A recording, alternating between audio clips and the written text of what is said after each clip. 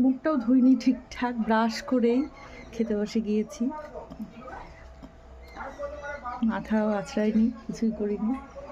আমি ভাবলাম একটু ইচ্ছে হলে একটু ভিডিও করি, তো চলো দেখো। গুড মর্নিং, এখন বাজে সকাল 10:30, আর আমি আজকে একটু আগে ঘুম থেকে উঠলাম।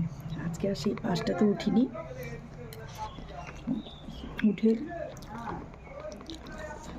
ভাত ভাজা ডিম ভাজা করে নিয়েছি। এই যে দেখো, এটা সকালের টিফিন।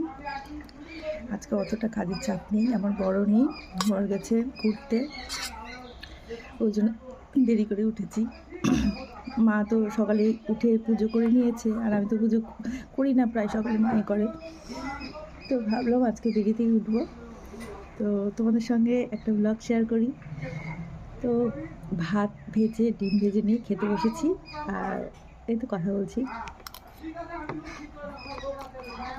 ভাত ভাজা সেরকম খাওয়া হয় না,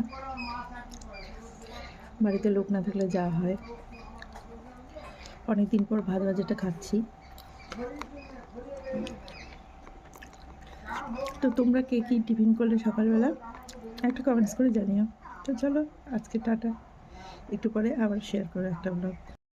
আর এটা আমি খাচ্ছি বাইরে বসে, আমাদের বারান্দাতে। বাইরে রোদ উঠে গেছে। এই জলের বোতলটা দেখছো, এটা আমি কয়েকদিন আগে নিয়েছি।